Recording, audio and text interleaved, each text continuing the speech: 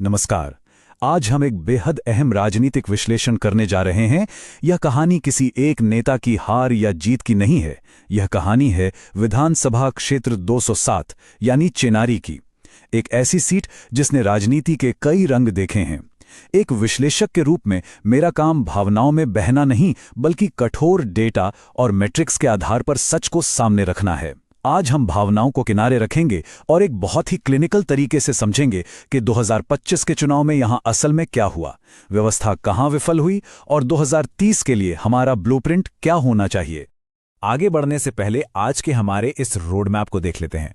हम चेनारी की जमीनी हकीकत से शुरुआत करेंगे, फिर 2025 के चुनावी परिणामों का पूरा चीर फाड़ करेंगे। इसके बाद हम पिछले 3 चुनावों के पैटर्न को समझेंगे, उन बुनियादी कमियों को देखेंगे जिन्हें नज़रअंदाज किया गया, और अंत में 2030 के लिए एक बेहद सटीक रणनीतिक ब्लूप्रिंट और एक अंतिम चेतावनी पर बात करेंगे। चलिए सबसे पहले शुरुआत करते हैं भाग 1 से, चेनारी के मिट्टी, वहां की जनसांख्यिकी और जमीनी वास्तविकताएं। किसी भी चुनावी नतीजे को डिकोड करने के लिए आपको सबसे पहले वहां की जमीन की नब्ज को समझना होता है। रोहतास जिले का ये क्षेत्र कैमूर वन्यजीव अभयारण्य के ऊबड़ खाबड़ इलाकों से घिरा हुआ है। यहाँ की सियासत पटना के वातानुकूलित कमरों में नहीं चलती। यहाँ की राजनीति सीधे तौर पर मौसम, खेती और सोन नहर के पानी पर निर्भर करती है। ये वो मिट्टी है जहाँ आजीविका का संघर्ष ही लोगों की सबसे बड़ी राजनीतिक सच्चाई है। अब इस आंकड़े पर गौर कीजिए, 96.20%। इतनी बड़ी आबादी यहां पूरी तरह से ग्रामीण है। यह सिर्फ एक नंबर नहीं है, ये एक बहुत बड़ी जिम्मेदारी है। सच्चा शासन केवल चुनाव जीतने का खेल नहीं हो सकता। इन ग्रामीण नागरिकों को महज एक वोट बैंक की तरह इस्तेमाल करना हमारे संवैधानिक मूल्यों के खिलाफ है। एक सही और जिम्मेदार लोकतंत्र वही है जो हर मतदाता की गरिमा का सम्मान करे और यह सुनिश्चित करे कि सार्वजनिक संवाद पूरी तरह से तथ्यों पर आधारित और जिम्मेदाराना हो। अब आते हैं दूसरे हिस्से पर, परिणाम की शारीरिक रचना। देखते हैं 2025 में पोलिंग के दिन असल में क्या हुआ। 2025 के नतीजे बिल्कुल स्पष्ट थे। एलजेपी-आरवी के जरिए एनडीए ने 46% से ज्यादा वोट हासिल किए और विपक्ष को पूरी तरह से पछाड़ दिया। ये कोई तुक्का नहीं था, ये ऊपर से नीचे तक राजपूत और पासवान वोटों का एक ऐसा जबरदस्त ध्रुवीकरण था जिसने विपक्ष के तमाम समीकरणों को गणितीय रूप से धराशाही कर दिया। एक परफेक्ट सोशल इंजीनियरिंग का उदाहरण। इस जीत के पीछे का सबसे बड़ा कारण था ये आंकड़ा, 65.89% बम्पर मतदान। जब भी वोटर टर्नआउट इस स्तर पर पहुंचता है तो इसका सीधा मतलब होता है कि सत्ताधारी गठबंधन का ग्राउंड मोबिलाइजेशन और बूथ मैनेजमेंट अपनी चरम सीमा पर था। उन्होंने जमीन पर मौजूद किसी भी सत्ता विरोधी लहर या एंटी इनकम्बेंसी को अपनी इस मशीनरी से पूरी तरह बेअसर कर दिया। दूसरी तरफ विपक्ष क्यों हारा? इसका जवाब इस विखंडन मैट्रिक्स में छिपा है। महागठबंधन का जो मूल आधार था वो बुरी तरह टूट गया। आजाद समाज पार्टी और बीएसपी ने मिलकर 5% से ज्यादा कोर दलित वोट काट लिए। रही सही कसर जन स्वराज पार्टी ने पूरी कर दी, जिसने करीब 9,500 वोट हासिल करके विपक्ष के युवा वोट बैंक में सेंध लगा दी। और जहां तक महिला मतदाताओं का सवाल है, एनडीए के कल्याणकारी नैरेटिव ने उन्हें पूरी तरह से अपने पक्ष में कर लिया था। जब आपका अपना ही बेस इस तरह छिन्न भिन्न हो जाए तो चुनाव जीतना नामुमकिन हो जाता है। अब चलते हैं भाग 3 की ओर, पिछले 3 कार्यकालों का पैटर्न और ऐतिहासिक यादें। यह समझना जरूरी है कि 2025 कोई अपवाद नहीं था। अगर हम पिछले 3 चुनावों का डेटा देखें तो एक बहुत गहरी बात समझ में आती है। 2015 में आरएलएसपी, 2020 में कांग्रेस और फिर 2025 में एलजेपी-आरवी। आप देख रहे हैं, यहां पार्टी के प्रतीकों को लेकर एक भारी अस्थिरता है। चेनारी का मतदाता पारंपरिक पार्टी वफादारी से कहीं ज्यादा उम्मीदवार के व्यक्तिगत ब्रांड पर भरोसा करता है। ये सीट लगातार स्विंग करती है। इस अस्थिरता को उम्मीदवारों के ब्रांड इक्विटी से समझिए। एक तरफ मुरारी प्रसाद गौतम हैं, उन्होंने दल जरूर बदला लेकिन अपना व्यक्तिगत नेटवर्क और ब्रांड बरकरार रखा। और दूसरी तरफ विपक्ष ने एक ऐसी रणनीतिक भूल की जिसका खामियाजा उन्हें भुगतना पड़ा। उन्होंने एक ऐसे चेहरे को मैदान में उतारा जो चुनावी रूप से पूरी तरह थक चुका था।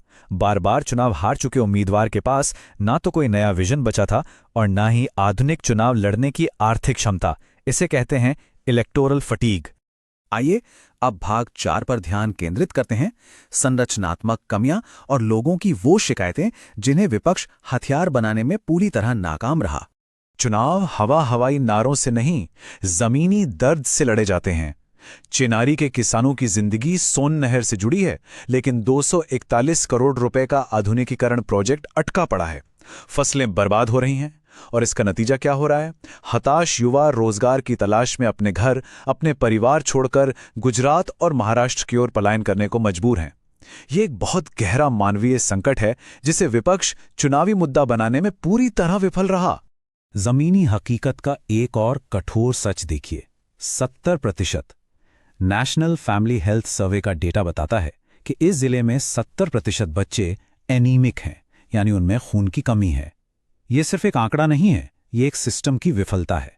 जब सत्ता पक्ष सुशासन के दावे कर रहा था, तब विपक्ष इस दर्दनाक सच्चाई को एक मजबूत चार्टशीट में बदलने में नाकाम क्यों रहा?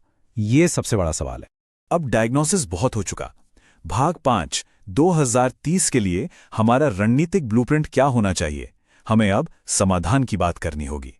यह एक 4 चरणीय ऑपरेशनल प्लान है। सबसे पहला और सख्त कदम, पुराने और थके हुए नेतृत्व को रिटायर करना होगा। नए और ऊर्जावान, अति पिछड़े और दलित चेहरों को आगे लाना होगा। पन्ना प्रमुखों और बूथ कमिटीज को जीरो से दोबारा खड़ा करना होगा। इसके बिना 2030 के मैदान में उतरने का कोई फायदा नहीं है। इसके साथ ही हमें एक राइट टू स्टे, यानी यही रहने का अधिकार आंदोलन शुरू करना होगा। केंद्रीय स्तर की बड़ी बड़ी बातें चिनारी में काम नहीं आएंगी। हमें एक अति स्थानीय भावनात्मक जुड़ाव पैदा करना होगा। जो युवा बाहर छिटक रहे हैं, उन्हें वापस लाने के लिए इस पलायन के दर्द को उनकी भाषा में उठाना होगा। और आज के दौर में जमीन के साथ साथ डिजिटल मोर्चे पर लड़ना भी उतना ही जरूरी है। हमारी रणनीति है 35,000 विशिष्ट स्थानीय नंबरों तक पहुंचने के लिए 150 व्हाट्सएप पॉड्स का निर्माण। लेकिन यहां एक बात बिल्कुल स्पष्ट होनी चाहिए, ये पूरी डिजिटल वास्तुकला भारत के डीपीटीपी यानी डेटा प्रोटेक्शन फ्रेमवर्क के सख्त दायरे में होनी चाहिए। बिना नागरिक की सहमति और निजता का सम्मान किए राजनीति में डेटा का इस्तेमाल लोकतांत्रिक मूल्यों के खिलाफ है। इसे पूरी जिम्मेदारी के साथ करना होगा। हम इस विश्लेषण के अंतिम पड़ाव पर पहुंच गए हैं। भाग 6, अंतिम चेतावनी। इसे बहुत ध्यान से सुनिए। चुनावी थकान जानलेवा होती है। अगर आपको लगता है कि कोई लहर आपको बचा लेगी या आपका पुराना जंग लगा हुआ कैडर आपको चुनाव जिता देगा, तो आप बहुत बड़े भ्रम में हैं।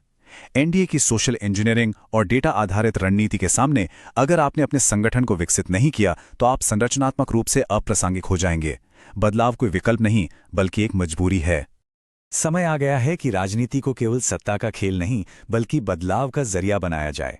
If you want to become a people-centric leader and uplift your constituency, get in touch with blueprintstrategies.ai at mgr@blueprintstrategies.ai or call 080-4204-1602. Purpose Beyond Politics.